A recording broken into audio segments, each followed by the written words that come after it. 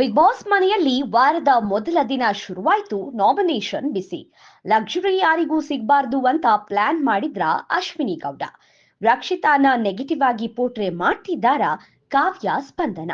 S, big boss ಮನೆಯಲ್ಲಿ ಮತ್ತೊಂದು ವಾರದ ನಾಮಿನೇಷನ್ ಬೆಂಕಿ ಹೊತ್ತಿಕೊಂಡಿದೆ. ಈ ಬಾರಿ ನಾಮಿನೇಷನ್ ಆಗೋದ್ರ ಜೊತೆಗೆ ಸೇಫ್ ಆಗೋ ಅವಕಾಶ ಕೂಡ ಕೊಟ್ಟಿದ್ರು ಬಿಗ್ ಬಾಸ್. ಹೌದು, ನಾಮಿನೇಷನ್ ಆದ ಕಂಟೆಸ್ಟೆಂಟ್ಸ್ ನಮ್ಮನ್ನ ಯಾರು ನಾಮಿನೇಟ್ ಮಾಡಿದ್ದಾರೆ, ಯಾವ ಕಾರಣ ಕೊಟ್ಟಿದ್ದಾರೆ ಅನ್ನೋದನ್ನ ಊಹೆ ಮಾಡ್ಬೇಕಿತ್ತು. ಅವರ ಊಹೆ ಸರಿಯಾಗಿದ್ದಿದ್ರೆ ಸೇಫ್ ಆಗೋ ಅವಕಾಶ ಇತ್ತು. ಆದ್ರೆ ಯಾರೂ ಸರಿಯಾಗಿ ಗೆಸ್ ಮಾಡಿಲ್ಲ. ಇನ್ನು ಈ ವಾರದ ಲಕ್ಸುರಿ ಪಡೆಯೋಕ್ಕೂ ಬಿಗ್ ಬಾಸ್ ಆಕ್ಟಿವಿಟಿ ಕೊಟ್ಟಿದ್ರು.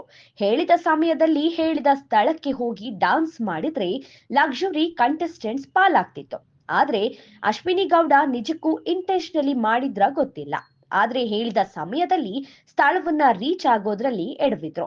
ಎಲ್ರೂ ತಲುಪಿದಾಗ ಅಶ್ವಿನಿಗೆ ಮಾತ್ರ ಯಾಕೆ ಆಗ್ಲಿಲ್ಲ ಅನ್ನೋ ಅನುಮಾನ ಬರೋದು ಸಹಜ.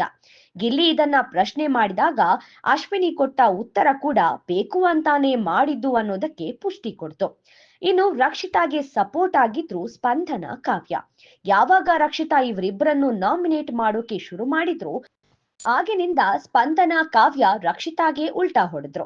ಅವಳ ರೀಸನ್ ಸರಿ ಇಲ್ಲ, ಇವಳಿಗೆ ಆಟನೇ ಅರ್ಥ ಆಗಲ್ಲ ಅನ್ನೋ ತರ ಪೋಟ್ರೆ ಮಾಡ್ತಿದ್ದಾರೆ. ಎಲ್ಲಿ ರಕ್ಷಿತಾ ಆಟದಲ್ಲಿ ಮುಂದೆ ಹೋಗ್ತಾಳೆ ಅನ್ನೋ ಭಯನೋ ಗೊತ್ತಿಲ್ಲ. ಆದ್ರೆ ರಕ್ಷಿತಾನ ಸ್ಪಂದನ ಹಾಗೂ ಕಾವ್ಯ ಟಾರ್ಗೆಟ್ ಮಾಡ್ತಿರೋದಂತೂ ಗೊತ್ತಾಗ್ತಿದೆ. ವೀಕ್ಷಕರಿಗೂ ರಕ್ಷಿತಾ ಮೇಲೆ ಒಪಿನಿಯನ್ ಚೇಂಜ್ ಆಗಿದ್ದು ನಿಜ. ಆದ್ರೆ ರಕ್ಷಿತಾ ಆಟವನ್ನ ಇವತ್ತಿಗೂ ಜನ ಇಷ್ಟಪಡ್ತಿದ್ದಾರೆ. ಇನ್ನು ಈ ವಾರದ ಕ್ಯಾಪ್ಟನ್ಸಿ ಓಟ ಇನ್ನೇನು ಶುರುವಾಗುತ್ತೆ. ಯಾರಾಗ್ತಾರೆ ಮುಂದಿನ ವಾರದ ಕ್ಯಾಪ್ಟನ್ ಕಾದು ನೋಡೋಣ.